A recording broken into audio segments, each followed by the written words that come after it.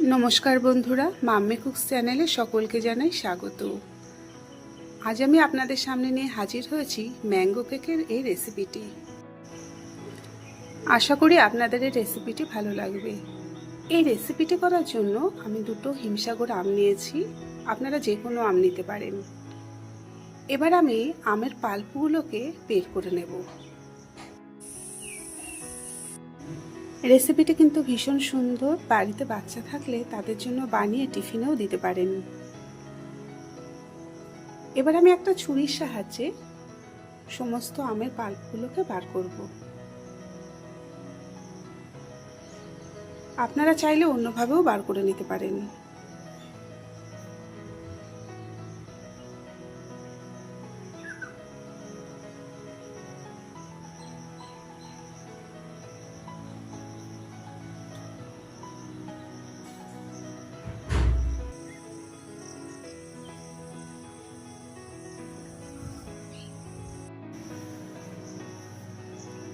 এইভাবে আমি দুটো আমেরই পাল্প বের করে নেব।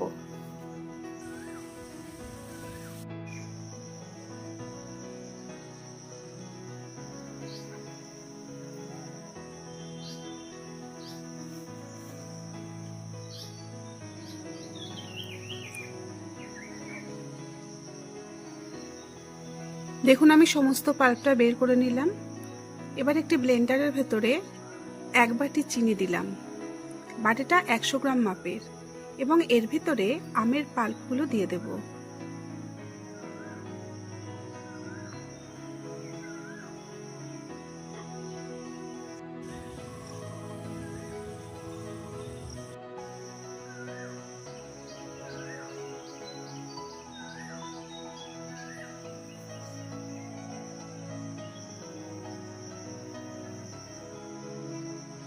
দেখুন, আমের পাল্পটা এবং চিনিটা পুরো গলে গেছে। এবার আমি একটা পাত্রে ওই বাটির মাপেরই 1 বাটি ময়দা নিলাম।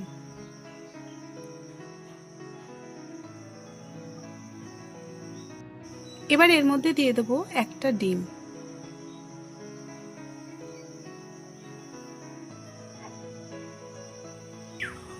ছোট চামচের হাফ চামচ বেকিং পাউডার দিলাম। আর যে পাল্পটা রেডি করে রেখেছিলাম সেটা এর ভেতরে দিয়ে দিলাম।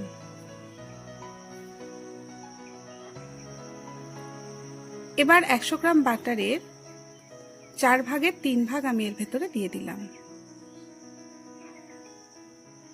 এবার সমস্ত মিশ্রণটাকে আমি ভালো করে মিশিয়ে নেব। এভাবে মিশ্রণটিকে আমি ভালো করে ফেটিয়ে নেব।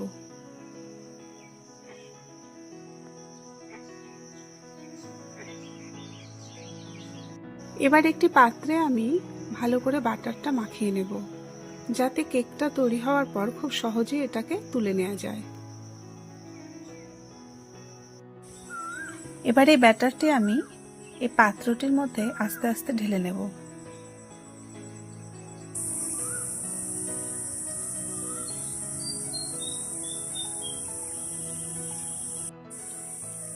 এবার এই ব্যাটারটিকে আমি চামচের উল্টো পিঠটা দিয়ে সমান করে নেব।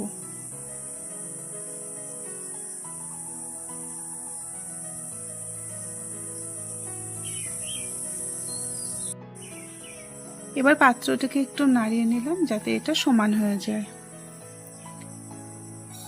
এরপর একটা কড়াইয়ের মধ্যে আমি একটা স্ট্যান্ড বসাবো। এবার ব্যাটার সমেত পাত্রটি আমি এর উপরে বসিয়ে দেব, আর উপর দিয়ে দিয়ে দেব চেরি কুচি।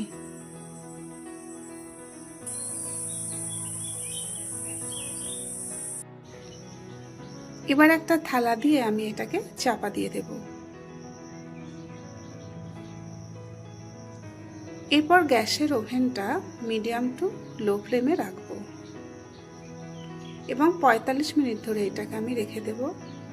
45 মিনিটের পরে দেখুন কেকটা রেডি হয়ে গেছে। এবার একটা ছুরির সাহায্যে এটাকে আমি বার করে নেব।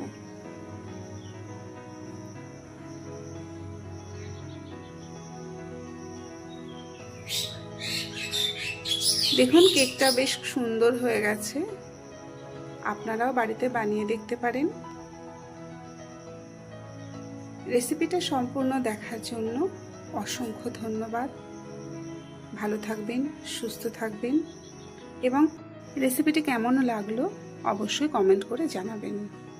চ্যানেলে যদি নতুন হন অবশ্যই চ্যানেলটিকে সাবস্ক্রাইব করে পাশে থাকবেন। ধন্যবাদ।